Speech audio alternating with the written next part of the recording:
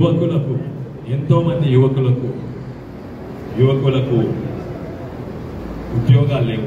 ఉద్యోగాలు వచ్చినా కూడా ఆ ఉద్యోగాలు ఎట్లుంటాయంటే ఇది ఇడిచిపెట్టి పట్టణం లేదో మోటార్ సైకిల్ డ్రైవ్ చేసో లేకుంటే హోటళ్లను ఎక్కడో పనిచేసి నేను ఉద్యోగాలు సృష్టిస్తాను. ఆ స్కిల్ డెవలప్మెంట్ కూడా ఎట్లా మారుతుందంటే రూరల్ బేస్డ్ జాబ్స్. ఊర్లో 10,000 వచ్చినా కూడా ఊర్లో 15,000 వచ్చినా పట్టణంలో 30,000 వచ్చినా సమానం. ఎందుకంటే ఊర్లు వండుకుంటుంటే ఊరు బాగైతుంది. ఇంకోటి ఏంటంటే ఖర్చులు తక్కువ ఉంటాయి. ఇంట్లో కిరాయి అవసరం లేదు, ఇంట్లో తిండి ఇంట్లోనే వండుకుంటారు. కానీ పట్టణంలో ఉంటేనైతే ఇక్కడ 15,000 అయినా అక్కడ 30,000 అయినా సమానం. అందుకే నేను ఏం చేసినా కూడా టూరిజం చేసినా కూడా ఇక్కడనే ఉద్యోగాలు సృష్టించినట్టు చేసినాను. ఇక్కడ తాండూర్ ఇండస్ట్రీ, తాండూర్ రాయి ఎట్లయితే రాజస్థాన్లో కోటా రాయి విలువను పెంచినరో ఇక్కడ అన్నిట్లా సస్తా రాయి అంటే తాండూర్ షాబాద్ రాయి. దాని విలువ పెంచేందుకు టెక్నికల్ స్కిల్ ట్రైనింగ్ వెనుకటుండే తాండూర్ రాయి మీద టెక్నాలజీ అది కూడా నేను దాన్ని training courses and technological centre చేస్తాను. తాండూర్ రాయి విలువ నేను ఎక్కువ చేస్తాను. ఇంతకుముందు కూడా తాండూర్లో కంది బోర్డు తేవాలని అన్నారు. అయితే నేను చెప్పిన ఏంటంటే అంతకంటే ముఖ్యము తాండూర్ కందిపప్పు విలువను ఎక్కువ చేయాలి, అది ముఖ్యము. దాంతో రైతుల ఆదాయం పెరుగుతుంది. ఇక్కడ బోర్డు ఉన్నది, ఎందుకంటే రాజేంద్ర కందుల రీసెర్చ్ సెంటర్ ఆల్రెడీ ఉన్నది. ముఖ్యంగా మన అవసరం ఇదని దానికి జిఐ ట్యాగింగ్ కావాలని నేను పార్లమెంట్లో మాట్లాడినాను, ఇప్పుడు సాధించాను. ఈ జిఐ ట్యాగింగ్ తోటి దీని విలువ కూడా ఎక్కువ చేసేందుకు నేను ఎన్నో చర్యలు తీసుకుంటున్నా, ప్రయత్నం చేసిన. అది కూడా పార్షల్ సక్సెస్. నేను పార్లమెంట్లో తాండూర్ కందుల గురించి మాట్లాడినా నేను ఎంపీగా ఉన్నప్పుడు. ఇప్పుడు సగం సాధించడం ఏంటంటే జిఐ ట్యాగింగ్ వచ్చింది, కానీ దీని విలువ ఎక్కువ చేసేందుకు నేను ప్రయత్నాలే కాదు అది కూడా సాధిస్తాను. ఇక్కడ ఉద్యోగాల కొరకు పెద్ద ఇండస్ట్రీస్ వచ్చినా కూడా ఉద్యోగాలు బయటికి పోతే లోకల్ మన రైతు కుటుంబాలకు అంత లాభం ఉండదు. ఉద్యోగాలు ఇక్కడ ఉద్యోగాలు వచ్చిన ఇండస్ట్రీస్ ఇక్కడ తెప్పిస్తారు. ఫుడ్ ప్రాసెసింగ్ అన్ని తెప్పిస్తారు.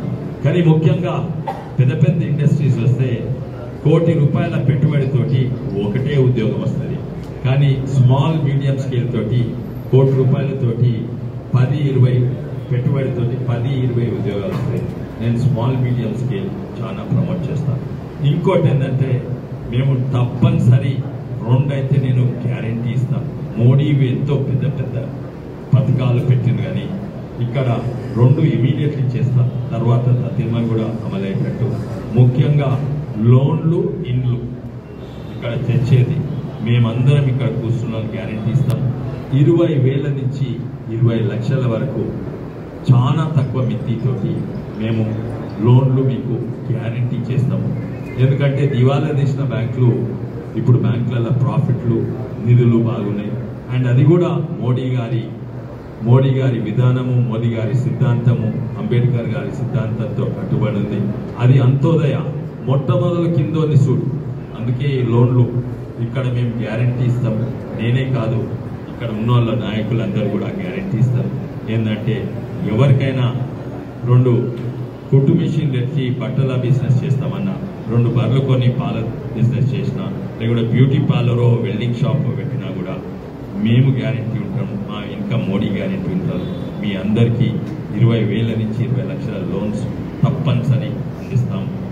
ఇండ్లు, లోన్లు, ఇండ్లు ఈ రాష్ట్రము యావత్ భారతదేశంలో పేదోళ్లకు ఇల్లు తెస్తేందుకు అన్నిట్లా లాస్ట్.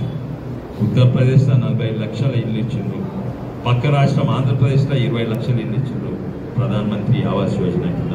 ఈసారి ప్రధానమంత్రి ఆవాస్ యోజన కింద కనీసము 10-15 లక్షల ఇల్లు తెలంగాణకు వస్తాయి.